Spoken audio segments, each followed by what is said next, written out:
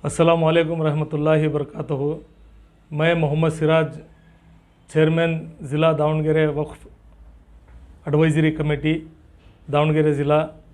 आज मैं दावणगेरे ज़िला सोशल मीडिया एसोसिएशन में आने का मकसद ये है कि गुज़िश्ता 2-3 दिनों के पहले एक वीडियो वायरल हो रहा था, उसकी वजाहत करना ज़रूरी था। इसलिए मैं आज यहाँ इस सोशल मीडिया ऑफिस में आकर मैं आज आप तमाम लोगों से मुखातिब होना ज़रूरी समझा हूँ।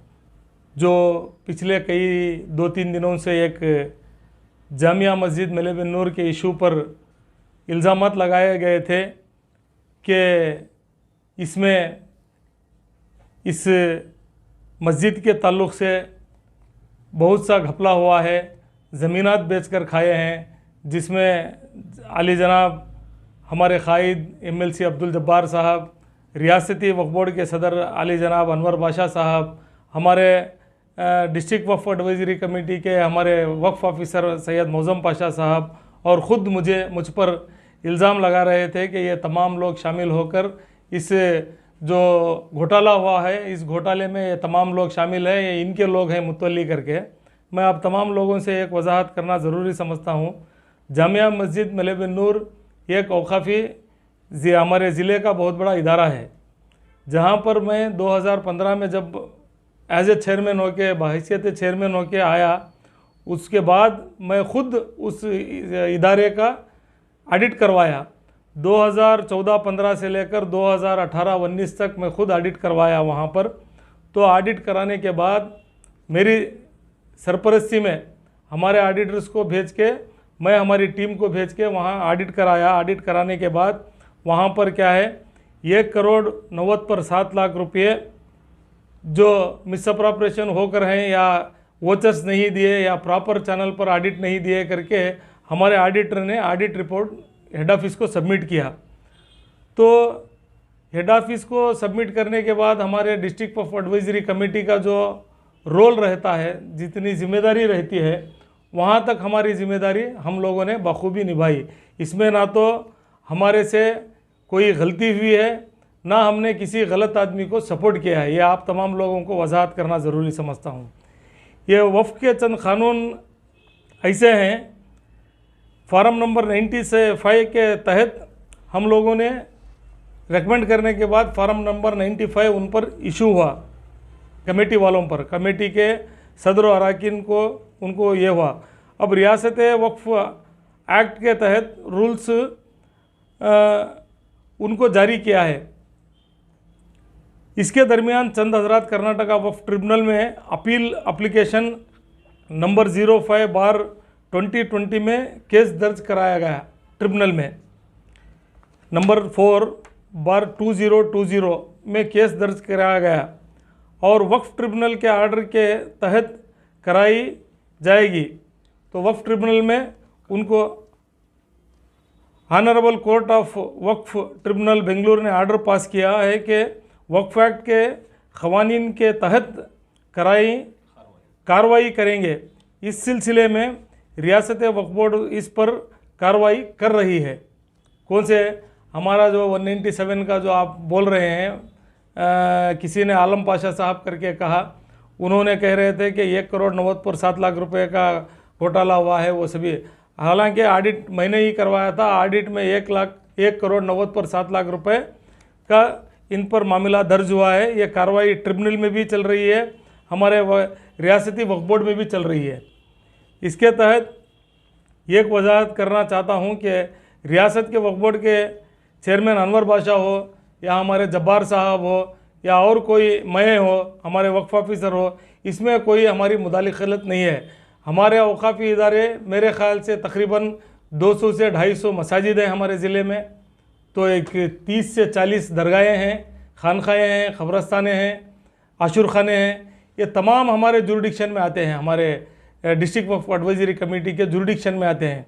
ये तमाम मुतवल्ली हजरात जब्बार साहब से भी करीबी ताल्लुक़ात रखते हैं, अनवर पाशा साहब से भी करीबी ताल्लुक़ात रखते हैं, मुझसे भी राबिता रखते हैं, और वक्फ बोर्ड के ऑफिसर मौज़म पाशा साहब से भी करीबी ताल्लुक़ात रखते हैं।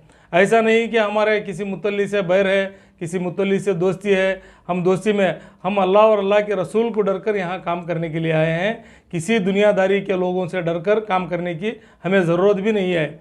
और अल्लाह के खातिर, अल्लाह के रसूल के खातिर हम लोगों ने ओहद करके बैठा है कि अगर कोई एक सिंगल एमपी, अगर कोई मुतवल्ली मेरे टेन्यूर में, मेरे इख्तिदार में आने के बाद अगर कोई मुझे हो या मेरे ऑफिसर को हो 1 रुपया दे के काम कराए हैं या तो काम के मुआवजे में पैसा लिए हैं करके कोई ठोस सबूत के साथ इल्ज़ाम दिए तो मैं उनका ग़ुलाम होता हूँ। ये मैं अल्लाह को और अल्लाह के रसूल को हाजिर नाजिर रखकर मैं पूरे होश और हवास के साथ कह रहा हूँ। मैं पूरी ज़िम्मेदारी के साथ कह रहा हूँ कि मेरे 2015 से लेकर आज तक तीसरी मरतबा टेन्यूर में मैंने तकरीबन 7 से 8 करोड़ रुपए ग्रांट्स दिलवाए हैं।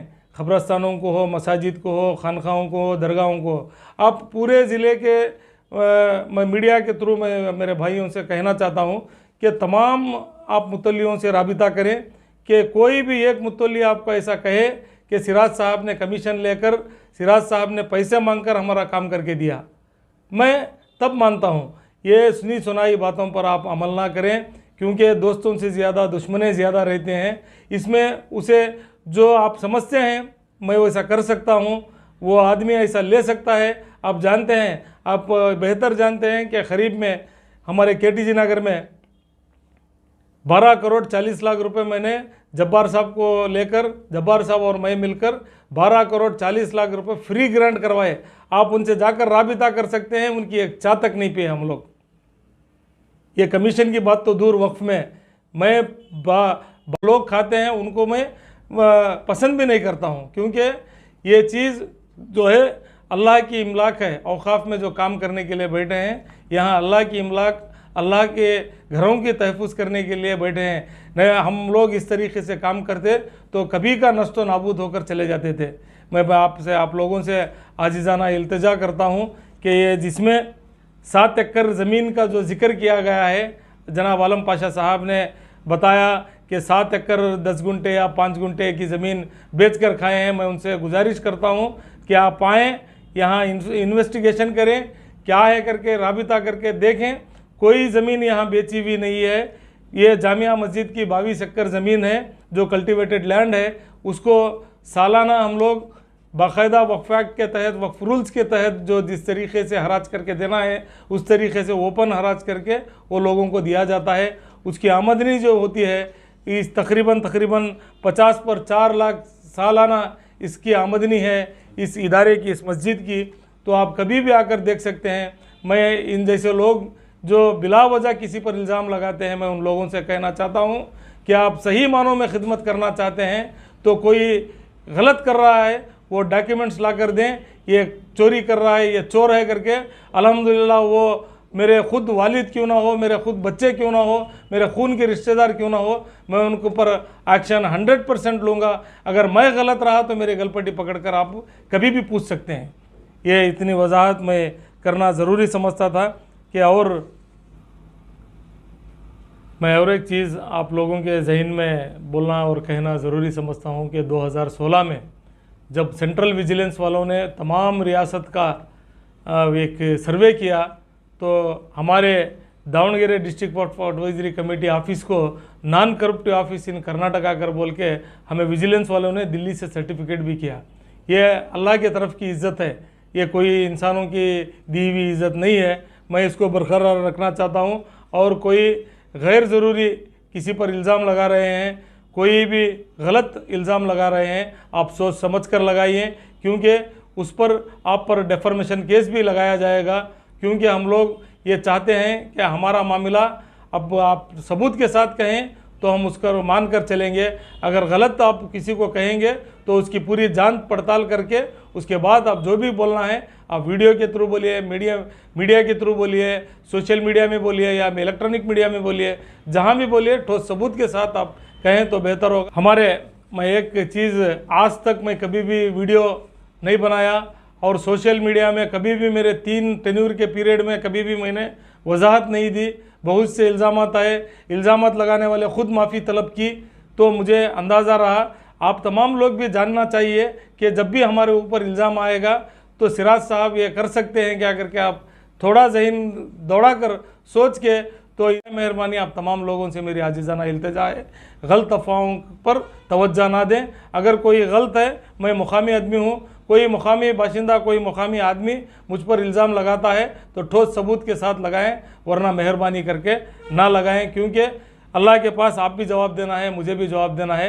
मैं अल्लाह के रसूल को डर कर ये ज़िम्मेदारी निभा रहा हूँ। ये औक़ाफ़ अल्लाह की इमलाक है, इसकी तहफ़्फ़ुज़ करना मेरी ज़िंदगी का आखिरी लम्हे तक मैं हैसियत चेयरमैन रहूँ या ना रहूँ, इसकी तहफ़्फ़ुज़ करना मेरा काम है, मैं करता रहूँगा। अस्सलाम वालेकुम।